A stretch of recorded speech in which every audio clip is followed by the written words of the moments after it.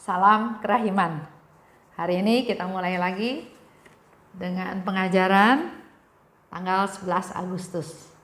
Kita masuk dalam doa pembukaan ya. Dalam nama Bapa dan Putra dan Roh Kudus. Amin. Tariklah saya, ya Tuhan, supaya saya ada di dalam Engkau. Cintai saya, supaya saya bisa mengasihi sesama. Amin. Dalam nama Bapa dan Putra dan Roh Kudus. Amin. Kita akan baca sama-sama dari diary nomor 576. Oh Tritunggal yang kudus, Allah yang kekal, rohku tenggelam dalam keindahan-Mu. Dalam pandang-Mu segala zaman seperti bukan apa-apa. Engkau selalu sama. Oh betapa besarnya keagungan-Mu. Ya Yesus, mengapa Engkau menyembunyikan keagungan-Mu? Mengapa Engkau meninggalkan tahta surgawi-Mu dan tinggal di tengah kami? Tuhan menjawab aku, putriku, kasih telah membawa aku kemari, dan kasih itu menahan aku di sini. Putriku, seandainya engkau tahu betapa besarnya pahala dan ganjaran yang didapatkan oleh satu ulah kasih yang murni kepadaku, engkau akan mati karena sukacita. Aku mengatakan hal ini supaya engkau terus-menerus menyatukan dirimu dengan aku lewat kasih, karena inilah tujuan hidup dari jiwamu. Tindakan ini adalah tindakan yang muncul dari kehendak. Ketahuilah bahwa jiwa yang murni itu rendah hati. Ketika engkau merendahkan dan menghampakan diri di hadapan keagunganku, aku melimpahi engkau dengan rahmatku dan menggunakan kemahakuasaanku untuk meninggikan engkau. Diary 576. Kasih jadi tujuan hidup jiwamu.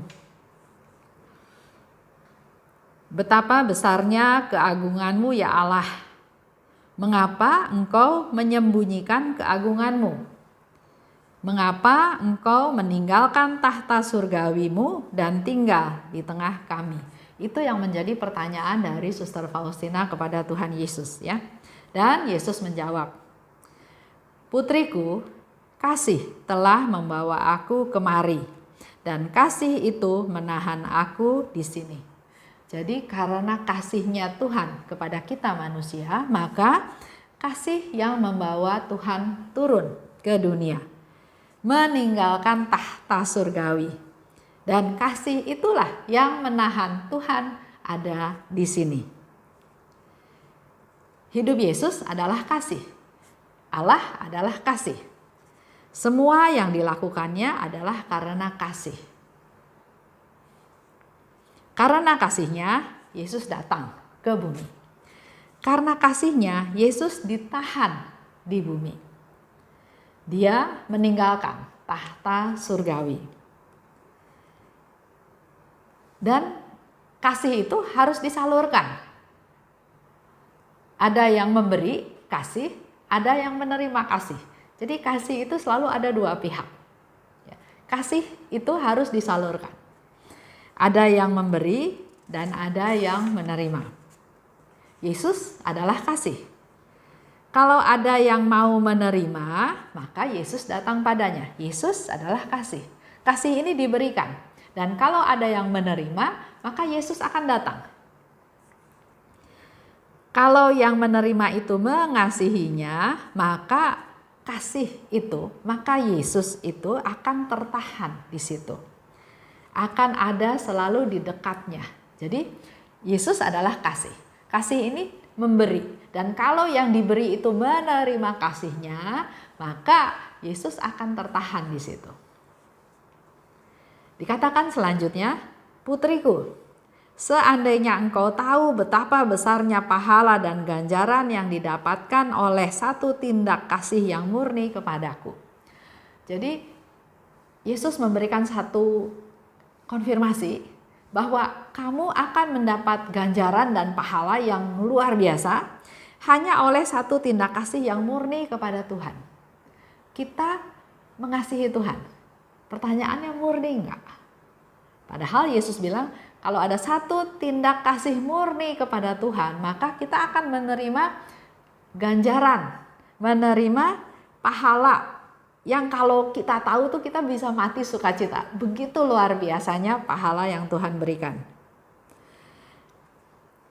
Manusia, Suster Faustina juga nggak bisa membayangkan pahala dan ganjaran yang akan diterima. Karena Yesus bilang kalau kamu tahu aja ya, kamu akan mati sukacita.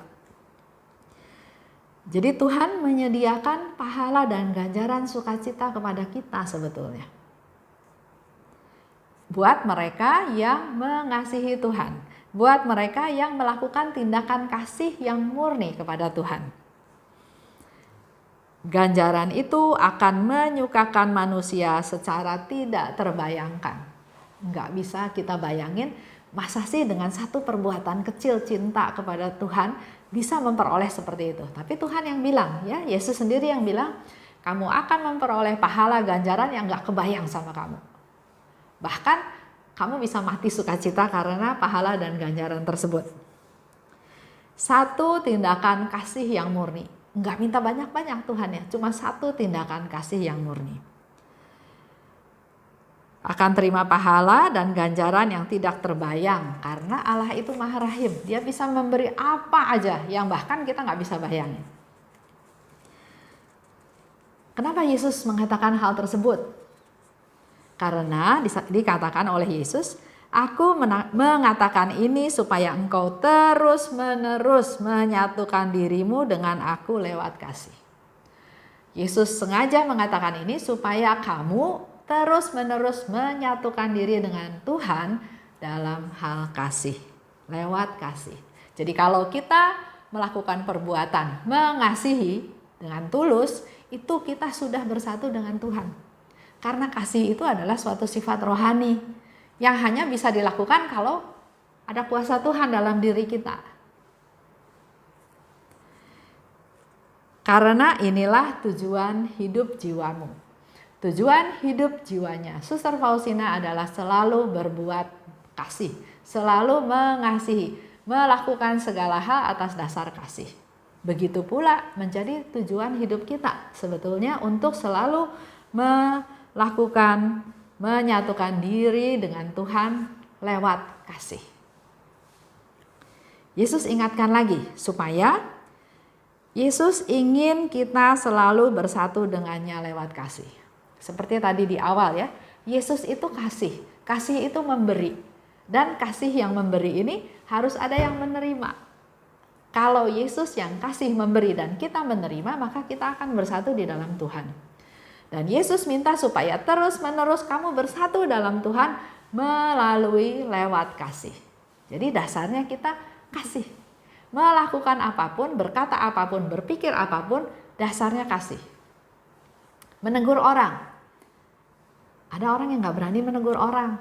Tapi kalau dasarnya kasih, gak apa-apa, tegur aja karena dasarnya kasih. Tapi jangan seolah-olah mengasihi, tapi sebetulnya mau sok berkuasa, sok betul, sok ngatur ya. Dengan mengasihi artinya saya bersatu dengan Yesus. Dengan mengasihi artinya saya bersatu dengan kasih. Yang kasih itu adalah Yesus sendiri. Tujuan hidup dari jiwa Suster Faustina adalah kasih. Tubuh manusia akhirnya nanti hancur. Pada waktu kita mati, tubuh juga akhirnya akan hancur. Tapi jiwa adalah jati diri manusia tersebut. Dan jiwa nggak akan mati. Sehingga tujuan hidup dari jiwamu, kata Suster Faustina, kata Yesus, tujuan hidup dari jiwamu adalah kasih. Jadi walaupun nanti sudah meninggal, tapi jiwanya nggak pernah mati. Dan tujuan hidup jiwamu adalah kasih. Selalu mengasihi. Kasih tersebut harus dipelihara. Kasih tersebut harus dijaga. Tidak boleh dipadamkan. Jadi kita sering ada istilah juga ya dalam istilah suami istri. Oh kalau baru menikah, wah cintanya menggebu-gebu, kasihnya menggebu-gebu. Tapi kalau sudah 5 tahun, sudah 10 tahun, hambar. Sudah seperti adik kakak, sudah seperti teman, sudah nggak ada lagi kasih. Siapa yang salah? Yang salah adalah mereka sendiri karena enggak menjaga kasih tersebut. Sehingga di sini dikatakan kasih tersebut harus dipelihara, harus dijaga supaya enggak padam. Tuhan juga memberi kasih kepada kita. Kita yang harus memakai kasih ini. Ya, sehingga dikatakan kan misinya adalah mengasihi. Kita harus pakai, jangan kasih yang kita terima dari Tuhan kita simpan, kita diemin, kita pendam. Lama-lama kasih itu akan mati, akan padam. Harus dijaga, harus dipelihara supaya kasih itu tidak padam. Jangan sampai kita jadinya cuek, acuh tak acuh ya, apatis, gelap, masa bodoh ya. Jangan sampai seperti itu. Jadi mari kita juga lihat ke kehidupan keluarga kita masing-masing. Kasih yang bagaimana yang ada dalam keluarga kita sekarang? Kasih yang menggebu-gebu? Kasih yang kita pelihara? Kasih yang kita jaga? Atau kasih yang kita biarin aja? Mau mati syukur, mau hidup ya sudah. Jangan ya. Jangan seperti itu. Dikatakan lagi oleh Tuhan Yesus bahwa tindakan ini adalah tindakan yang muncul dari kehendak. Kita punya niat, punya keputusan, punya komitmen, ya. Tindakan untuk mengasihi itu tindakan dari kehendak. Jiwa yang murni adalah yang rendah hati. Kembali lagi refleksi ke diri kita. Apakah saya rendah hati? Kalau saya melakukan ini dengan motivasi tertentu, berarti saya nggak rendah hati dan berarti jiwa itu tidak murni. Contoh ya, mengasihi tapi tidak rendah hati. Contoh, suami mengasihi istri katanya ya. Dia kerja memenuhi kebutuhan rumah tangga, memenuhi kebutuhan istrinya. Tapi dia merasa hebat, merasa sombong, merasa berjasa. Saya sanggup melakukan ini karena saya mengasihi kamu, karena saya mau menunjukkan bahwa saya hebat, saya berkuasa, saya bisa. Itu bukan kasih yang murni. Kasih yang menyimpang, ya. Kalau enggak rendah hati, maka lama-lama kasihnya itu akan merana.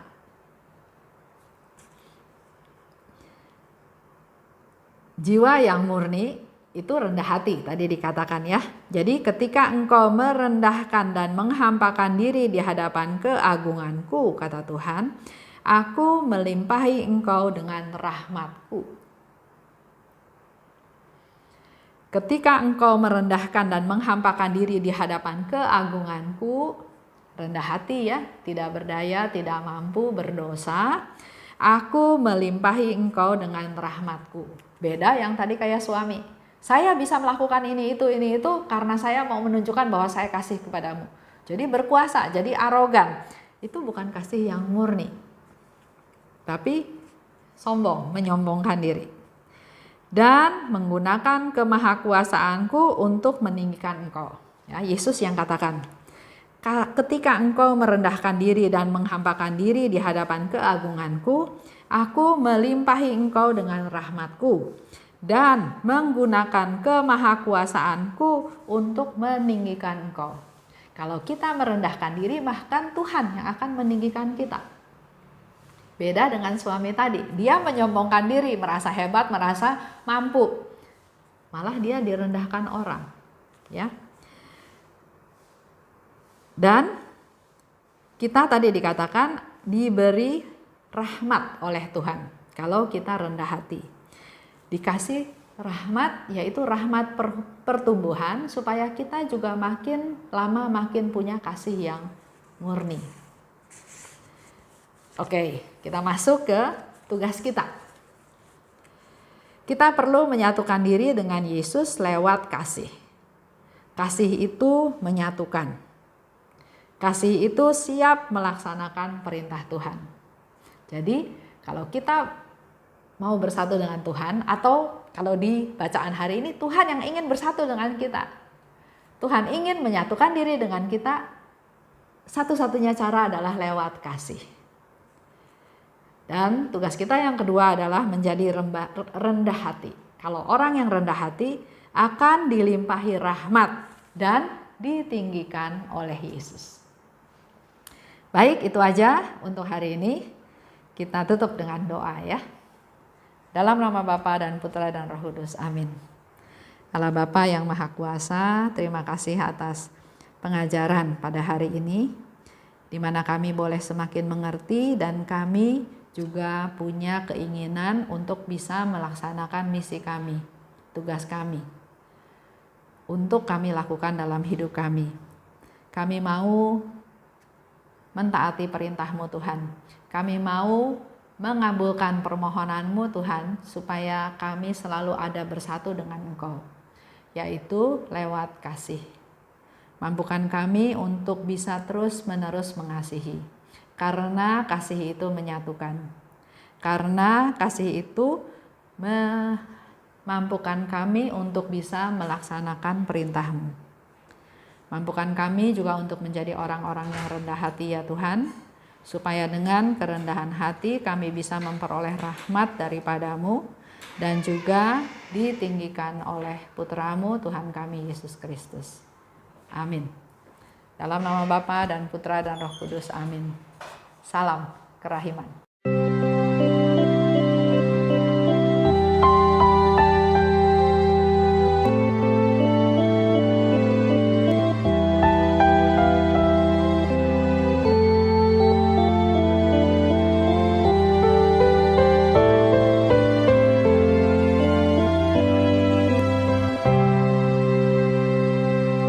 Syukur kepadamu ya Allah, karena Engkau mengelilingi hidupku dengan perhatian-Mu yang mesra dan penuh kasih. Syukur kepadamu ya Allah,